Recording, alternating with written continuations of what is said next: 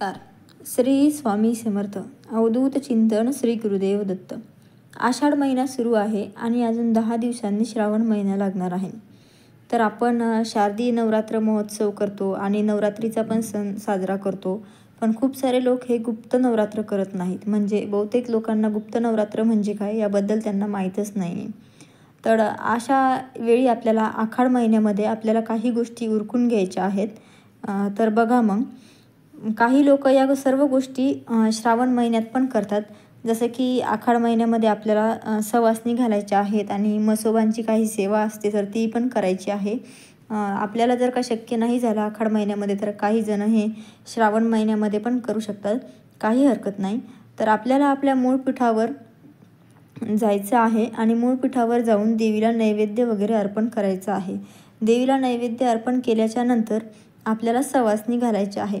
आता सवासणी घालणं काय खूप सारं कठीण नसतं, कारण आपण एकतर सवासणी जेवू घालू शकतो. आणि देवीला नैवेद्यासाठी आपण कुरडई, पापड, भजे, त्याच्यानंतर वरण, भात, पोळी आणि तळीव पदार्थ आपण म्हणतो ना की आखाड तळणे. मग आपण म्हणतो आखाड तळणे म्हणजे काय, तर आपण त्यावेळी तळणीचे पदार्थ जे असतात ते आपल्या देवीला आपण नैवेद्य म्हणून अर्पण करायचे असते. त्याला आपण आखाड तळणे असं म्हणतो. आणि आपल्या कुलदैवतेला नैवेद्य अर्पण करायचा असतो त्या आखाड तळणीचा. आणि म्हसोबाचे काही जण मुंजे पण घालतात. बघा, आता काही गावामध्ये ना अशी पद्धत आहे की म्हसोबाला एखादा तरी बळी अर्पण केला पाहिजे, म्हणून बहुतांश ठिकाणी ना म्हसोबासाठी एखादा बोकडा किंवा असं काहीतरी कापलं जातं आणि नॉनव्हेज टाईप तिथे भाजी वगैरे करतात. पण ती प्रत्येक गावची एक पद्धत असते. त्या पद्धतीनुसार त्यांनी आपापल्या याच्यानुसार चालायचं असतं. आपण म्हणतो की आमच्याकडे सवासणी वगैरे या पद्धती नाही आहे, हे नाही आहे, ते नाही आहे.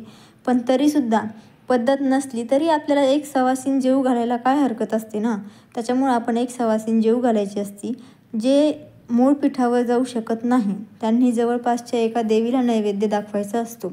बघा, आता आम्ही पण आमच्या गावाकडे नाही राहत, आम्ही इकडंच असतो. पण इथे जवळपास जर आपल्या कोणती एखादी देवी असेल तर आपण त्या देवीला नैवेद्य दाखवू शकतो. मग काही जण नैवेद्यामध्ये 7 नैवेद्य करतात, कोणी 9 नैवेद्य करतात. तसे आपल्याला देवीचे 7 किंवा 9, एक होमाचे आणि काही दैत्याचे आणि देवीचे असे मिळून ते नैवेद्यांचा आकडा असतो.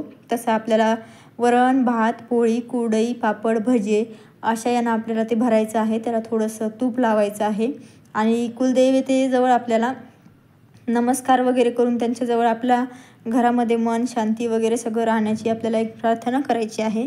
कोणी 9 नैवेद्य दाखवले तरीही काही हरकत नाही. आणि देवीला नैवेद्य दाखवल्याच्या नंतर आपल्याला मंदिराच्या बाहेर येऊन दही भात हा 4ही बाजूनं अष्टभुजा असं म्हणतात ना ते, की पूर्ण 10 दिशा आहेत, तर पूर्ण 10 दिशाला आपल्याला दही भात शिंपडायचा आहे, जेणेकरून वाईट शक्तींचा वगैरे परिणाम ह्या काही गोष्टी होणार नाही आहेत. आणि या कसं असतं, आषाढ महिन्यामध्ये आपण देवीच्याही सवासणी घातल्या पाहिजेत.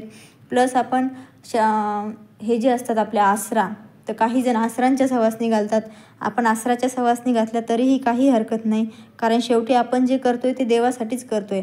आणि शक्य नसेल तर तुम्ही ही सगळी सेवा श्रावण महिन्यामध्ये पण करू शकता. पण आमच्या इकडे ही पद्धत नाही आहे, आपण हे करू शकत नाही, आपण ते करू शकत नाही.